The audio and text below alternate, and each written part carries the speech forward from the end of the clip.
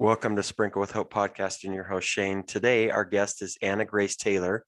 She is an angel therapist, a spiritual mentor, a healer, an author, a singer, and a speaker who has been featured on BBC Radio and Hay House Radio.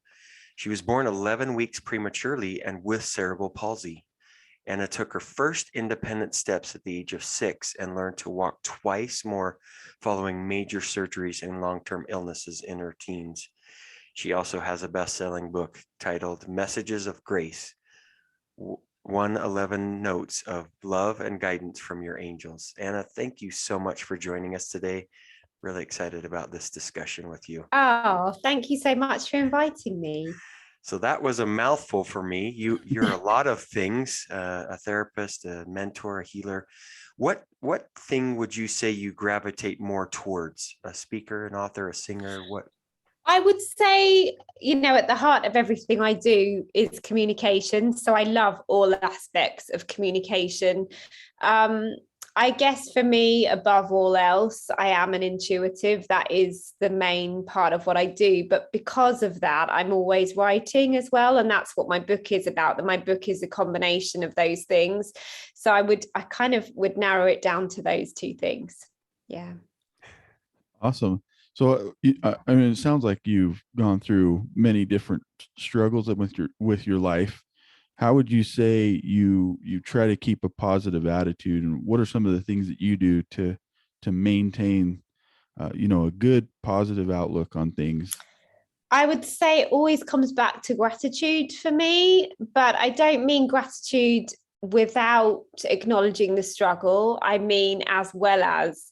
So to me, it's always, I remember somebody saying to me about the and both, and I really live my life that way. I don't ignore or dismiss any of the difficulties, but I also say, and I am also grateful for this. And every day, actually, for the past probably over a year, because it started in January 2021, I made a real commitment to myself to literally write every single day at least one thing I'm grateful for. And I've lived my life that way for a long time, but consciously sharing that with people, I've done that on my personal Facebook page, has just been such an eye-opener for me and a heart opener, because even when I have been having a difficult day, there's always something that makes me go, oh, you know what? Actually, I have lots and lots of blessings in my life. And more often than not, it comes down to the people that are in my life. So I also would say that I surround myself with really, really supportive people, family and friends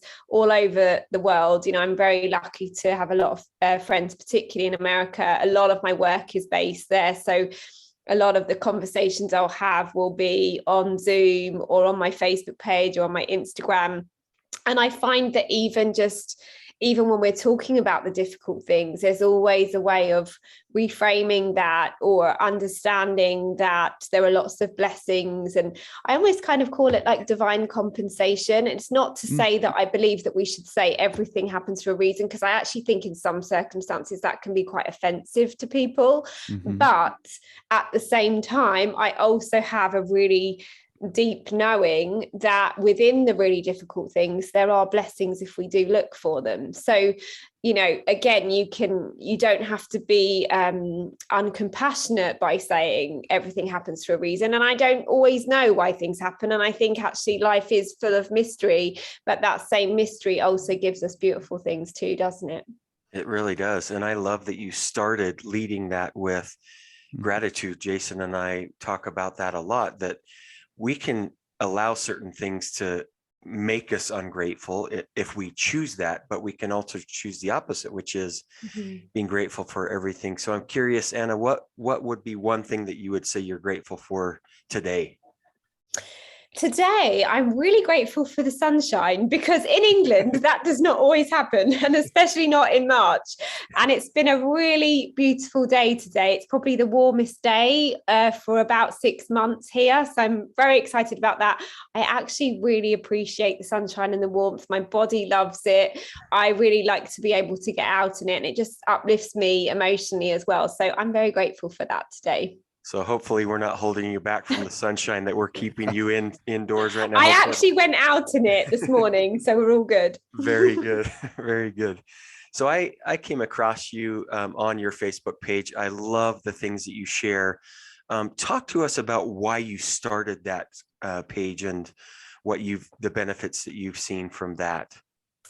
Yeah, it's really interesting because like most people, I had a personal page. I didn't even know that you could have a public page. It was back in 2011, I think. So a good 10 years ago. And people often say that to me, oh, my goodness, you have a really big audience there. Well, that's because I've also shared there for 10 years. It doesn't just happen.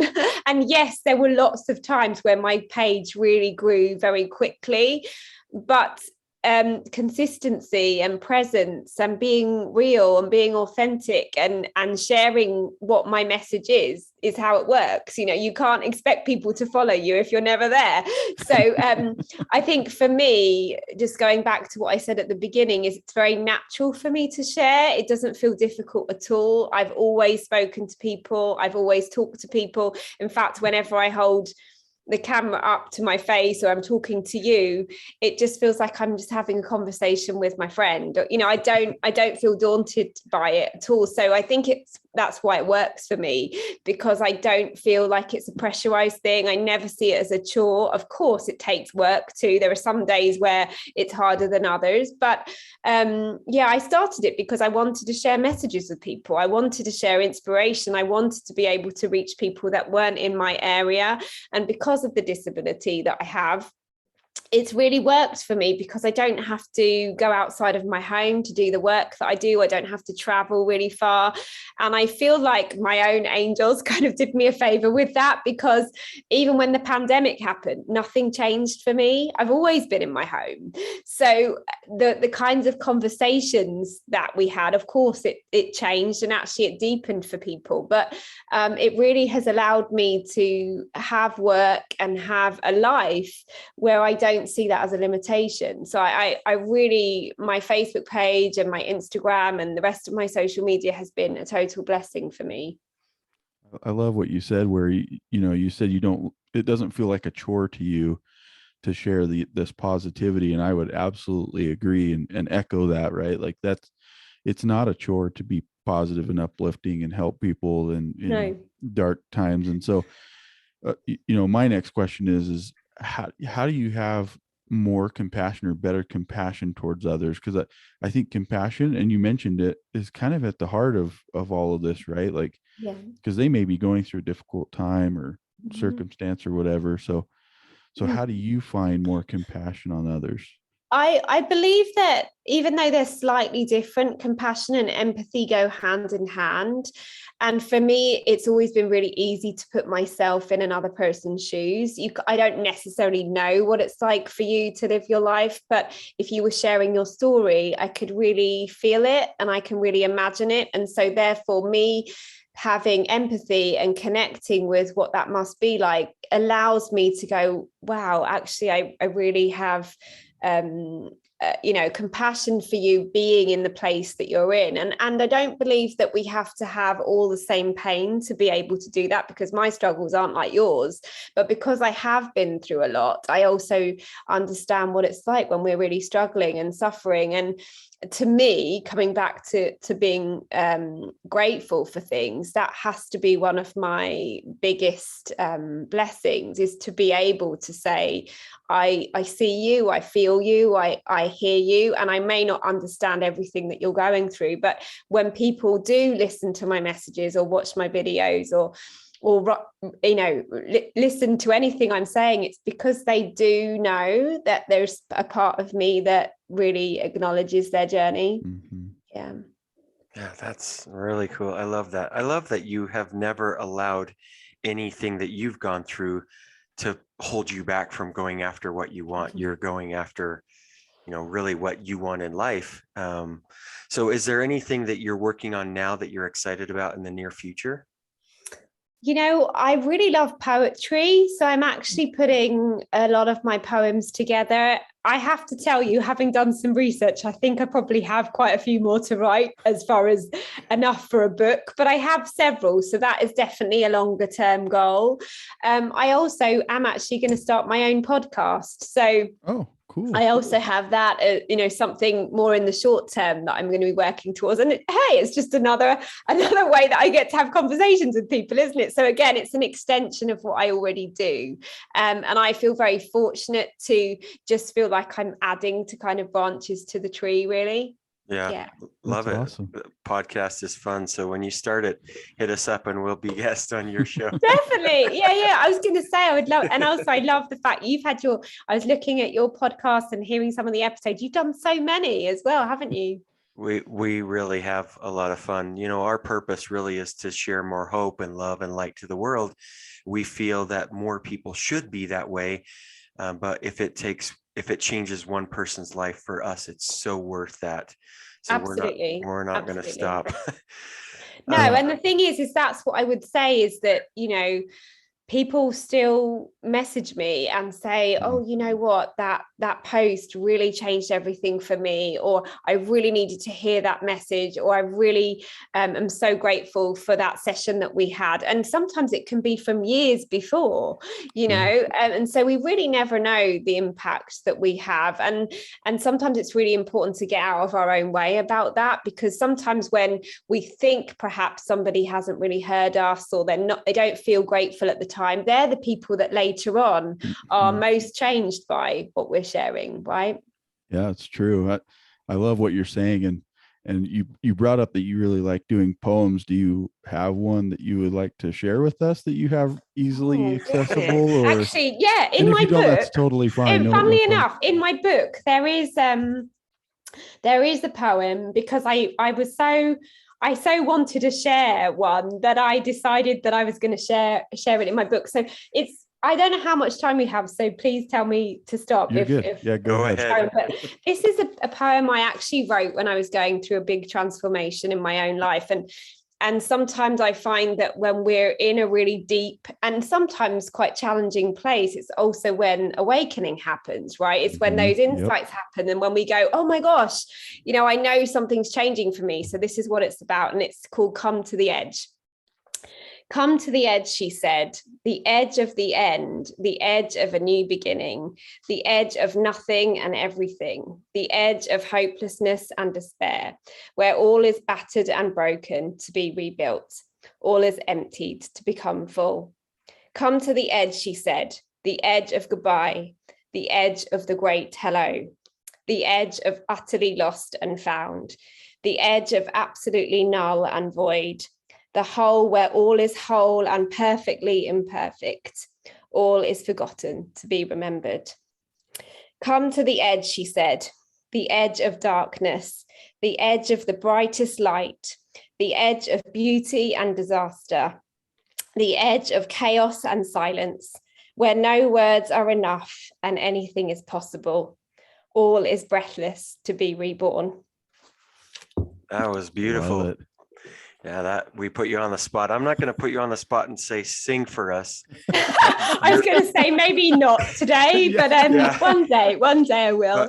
Truly, your voice. I've heard several of your songs. Beautiful voice. If you get a chance, listeners, check out Anna Grace Taylor. She really is so inspiring and very talented with everything that she does. I am going to put you on the spot. So at the end of our podcast, or near the end, we have what we call the double down dose.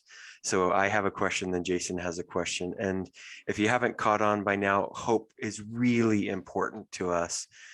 Our podcast is called Sprinkle with Hope. And so the first question of the double down dose is, how would you define hope? Hope is believing that anything is possible. Yeah, for me. Yeah. Yeah, that's very simply put.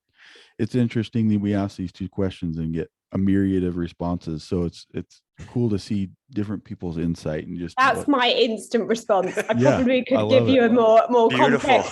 No, but great. That was my instant response, and I really, to me, believe that with love and hope, anything then becomes surmountable, doesn't it? It's becomes possible when we have those two things. Yeah. Yeah, and that's typically the second part of the question is, what is your definition of love, or how would you define love? Is who we are. So good. There That's it so is. good. I love the simplicity, but the depth of that. Like if you really think about those two answers, that's summed up all beautifully in those simple yet profound answers. So Anna, really, Love is everything. Love is Oh, all that we absolutely. are. Yeah. 100%, right? And I totally think agree. it goes, and I would maybe ask an additional follow-up question to that, because I love asking this type of question. But what would you say about self-worth, or somebody who maybe is lacking in Mhm. their feeling of being enough, or, Mhm. Yeah. what would you say about that? Well, first of all, I hear you, because I believe it's a lifelong journey, and it's certainly been mine. And my body has been the reason that I have felt less than, because of the way that it's different. But the thing that really helps me is that self-love is about remembering that we're all included, we're all equal, especially in the eyes of the divine. And we don't need to be perfect as a human being, because as a divine being, we already are. And so therefore, it's like, well, how can I perhaps be kinder to myself the way that I would treat somebody else? Because actually that means that therefore I'm included in all the good that I would wish for another person. Yeah. Such a great discussion, Anna. Thank you so much for joining us today. Really, truly, you inspire us and a lot of people around the world. So keep sharing that light and that hope and that love to everyone that you can. Oh, thank you so much. And I know you do too.